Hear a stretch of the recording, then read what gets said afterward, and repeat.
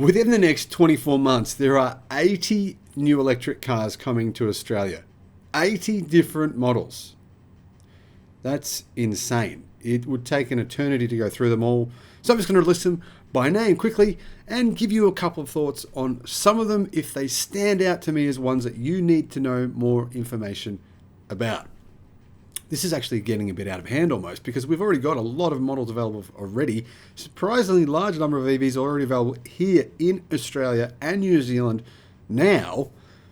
If you add these to the list, wow, it's going to start getting a bit like walking into a candy shop that's just got millions of candies and not knowing which one to choose at some point anyhow. Hello my friends, welcome to the channel. It's great to see you. Thank you for tuning in. My name is Sam Evans.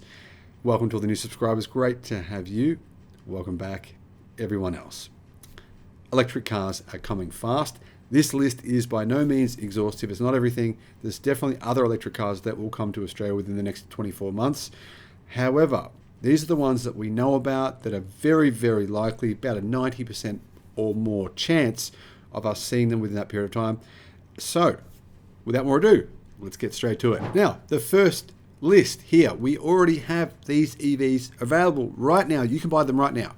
The Audi e-tron, the Audi e-tron GT, the BMW i4, the i7, the iX, the iX3, the BYD Atto 3, the Cupra Born, the Genesis GV60, the Genesis Electrified G80, the Genesis Electrified GV70, Hyundai's Ioniq 5, Ioniq 6, Hyundai Kona, Jaguar I-Pace, the Kia EV6, the Kia Niro, the LDV e-Deliver 9, the LDV ET60, which is an electric dual cab ute, the LDV MIFA 9, an electric van, the Lexus UX300E, the Mazda MX-30, which is a joke. Don't even consider that. It's ridiculous. Actually, hang on. Why did I say it's ridiculous? Well, the range is abysmal. It's so short that I just don't see why you would spend more than $50,000 on a car with around, well, less than 200 kilometers of range. The MG ZS EV, there's a long-range version now available, which is definitely worth considering. An updated version, you can now buy those.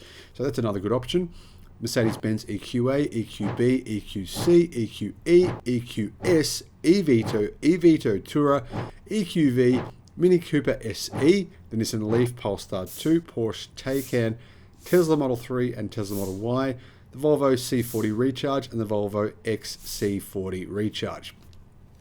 Before I get to this, the list of the 80 cars coming, not even in this list of 80 are the new versions of the Tesla Model 3 and the Tesla Model Y. Are they worth waiting for? I am. Seriously. I'm very, very excited to see what they're going to be like. I think they're going to be incredibly impressive. Not just a refresh, more's going on than what people realize. Model 3, the new version, apparently they've shut down the production line right now in Shanghai in order to retool for the new version of the Model 3. Model Y is probably going to come out in the first quarter of 2024. You're looking about a year for the refreshed version of the Model Y, so I would be waiting too long for that. But the Model 3, that's coming very soon. Project Highland. Other EVs coming to Australia. We start with the Aeon Hyper GT. We'll go in alphabetical order here. The Hyper GT is a scissor door Model 3 rival. So it's sort of like a Tesla Model 3 in terms of size, but it's got scissor doors. Not sure why they decided to do that. Now they have other types of cars, an SUV, the Aeon Y and the Aeon V coming in 2024. Audi Q8 e-tron, the Q4 e-tron, the Q6 e-tron, and the A6 e-tron large sedan. Now, most of those will be pretty expensive. The Q5 e-tron expected during 2024 and the Q4 e-tron in 2024 at the earliest. They could be worth a look. The others are going to be quite pricey. BMW bringing out the iX1 small SUV that's coming out in the first quarter this year. So by the time you see this video, you should be able to get an iX1, well, pretty soon anyhow. Then BMW just released the BMW i5 large sedan in the US and Europe already. That'll come to Australia by the end of the year. I'll put a link in the description to my video about the i5. Unfortunately, the i5 it's still built on basically an internal combustion engine platform, so it's heavier than a dual cab ute, 2,400 kilos, which is around 5,000 pounds. BYD are bringing out the Dolphin. Now, this is one of the most important cars for sure this year. 100%. Why? Well, the Dolphin has been stretched It's a long wheelbase version, meaning it will be a bit like a Honda Jazz. Probably the most practical car you can buy, very affordable, could be the cheapest EV in Australia. It's coming in the middle of this year. A lot of excitement around the Dolphin. I, for one, am excited to get one. I would probably put it in order, I'm thinking, for a Dolphin. Maybe. Should I? What do you think? BYD Seal is coming, the sedan, fully electric car sedan. Then BYD are actually meant to reveal, or at least start selling, an electric pickup truck that they've been working on now for over 3 years. And yes, it's coming to Australia. Cupra bringing out the Cupra Tavascan medium SUV. Then the Cupra Revol small car is expected in 2025. Fiat, the 500e, that's coming in the middle of this year. And the Abarth 500e hot hatch is coming in late 2023. Not really a hot hatch. It's got 110 kilowatt of power. It's around about 145 horsepower. But it's a pretty funky looking little car. Ford E-Transit large electric van. That's definitely worth looking at. That's coming in the second quarter of this year.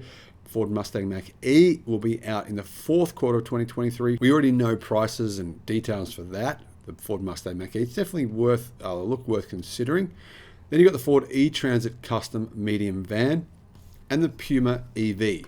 GWM. Now here in Thailand where I am at the moment, I've seen quite a few of the Aura small car, the Aura Good Cat. Now that's coming within a few months this year. In person, I think it looks better than you'd think. In photos, it looks a bit strange.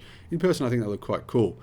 Then you've got the Great Wall Motors Aura Sports Sedan. That's expected in late 2023. Now getting back to the Aura Small Cat, or the Aura Good Cat, as it's known in many countries. That's about the size of a Toyota Corolla, and it's already priced in at 48,000 Australian dollars. Definitely a car worth considering is the Hyundai Kona small SUV. Now, it's actually significantly bigger than the previous version. That's coming in the fourth quarter of 2023. The previous Kona was not a great car, I don't think anyway. The new Kona looks excellent, definitely worth having a look at. Hyundai Ioniq 5N, that's the hot hatch version of the Ioniq 5. There's been a lot of hype around that car. That's coming in late 2024. Then you've got the Hyundai Ioniq 7 large SUV, about the size of a Toyota Land Cruiser.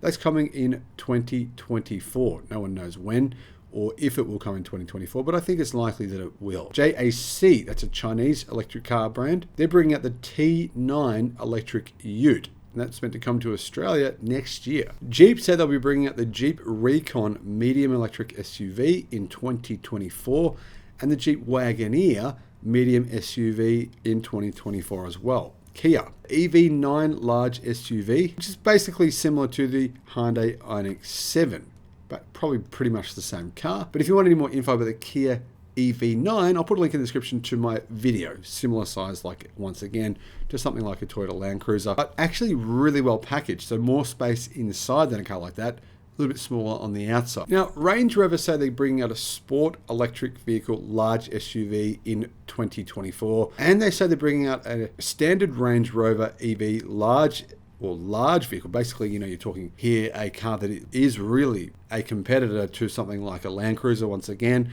but more luxury. Now, is this true? Will we really receive the Range Rover Sport and the Range Rover proposed electric cars here in Australia in 2024, as the Australian media are claiming? My answer would be no. I'd say there's about a 1 in 1 million chance that those cars will even exist, let alone come to Australia next year. LDV are bringing out a mid-size van this year. Plus, I believe there's some more things coming from LDV as well. So stay posted for LDV news as well, because LDV are taking EVs pretty seriously. Lexus, the UX300E, that's been updated. That's coming out in a few months. Followed by the Lexus RZ450E in the middle of 2023. That one costs 124,000 Australian dollars. It's basically a clone of the Toyota BZ4X, but with some added luxury features and a nicer interior and a slightly changed bodywork on the outside. But it's basically the Toyota BZ4. Lotus say they'll bring out the Lotus Electra large SUV in 2024. Now, that's already been manufactured in China now. It's already on sale in some countries now. So that is very likely to come to Australia next year, but that'll be quite expensive. You're looking at probably $150,000 starting price, going up to maybe $200,000 to $220,000 for the higher spec models. Very, very nice vehicle though. That could be the kind of vehicle that if you've ordered a new Tesla Model X and you can't get one in Australia or New Zealand anymore, That's kind of in that price range where you might be able to look at one of those. Maserati, so they'll bring out the Gran Turismo Folgore Coupe in late 2023 and the Grecal Folgore medium SUV in early 2024. Mercedes-Benz, they're bringing out the EQS SUV, the EQE SUV, the E-Sprinter large van, the EQS SUV, the EQG, which is the G series, but made into an electric version, which will be really cool. Those vehicles are definitely likely to come to Australia in their proposed timelines. Mercedes is actually taking EVs quite seriously. They say they're going to be EV only by 2030. The German media is really unhappy about this. They're criticizing them, saying that they're going in all in on EVs. They're taking huge risks. They shouldn't be doing this. I don't agree. I think Mercedes, good decision. They're making the right moves. Now, here's probably the most anticipated car this year in Australia and in many countries, in fact, the MG4. I've seen a few in person here in Thailand and in Australia. Excellent car. We know what the prices are. I'll put a link in the description below to my video about the price of the MG4 and why I think if you've got an Atto 3 or you're considering buying an Atto 3, the MG4 is worth a look. It might even be the better car between the two of them. Probably the one that I would personally choose out of those two. So I'll put a link in the description to my video on that. MG are also bringing out the Cyberstar. It's expected in late 2024, I believe. This is the first affordable sports car, electric sports car, period, anywhere in the world. I'm talking proper sports car here, not some sort of like pretend. It's a proper sports car. There's a convertible version and there's a hardtop version. It looks fantastic. It's very fast. There's two different options. The faster version will do 0 to 62 miles an hour, 0 to 100 in under 3 seconds. It's really cool and it's priced legit affordably. I mean, you're looking at probably about 70,000 Australian dollars. That's amazing considering, gasoline powered internal combustion engine sports cars are way slower than that and mostly more expensive than that. Now, when I say that price, that's probably the starting price, I believe, for the single motor version. The dual motor version will probably be about 100K. Then you've got the Mini EV. That's coming in 2023, and the Mini Aceman light SUV expected in 2024. Nissan are bringing in the Ariya. Now, the Nissan Leaf is really an old car. I don't think people are really buying them anymore. They're dated. The Ariya, totally different thing. New EV platform. People really like the Ariya. That's worth having a look at. Peugeot, the e-Partner is coming, followed by the E2008, the E208, the E-Expert, and the E308 small car. The E208 is one of the most popular electric cars in Europe. Will it be affordable? Well, not if you listen to Stellantis. Stellantis say all of their EVs won't be affordable, and while the Fiat 500e proves that so far that's true, it's not particularly affordable in Australia. At least the Abarth version is quite expensive. Polestar are bringing out the Polestar 3 large SUV, similar size to an Volvo XC90, that's coming in 2024, and the Polestar 4 medium SUV is coming in 2024, followed by the Polestar 5 Fastback and the Polestar 6 convertible. Porsche will bring out the Porsche Macan medium SUV, that's coming in 2024. That's been delayed though, so that may not come next year. Porsche is saying it's been delayed because of all the software problems at the CARIAD unit, who have all been fired and replaced with Chinese companies in China. Seriously. Basically, Volkswagen Group tried to do software themselves. It hasn't worked.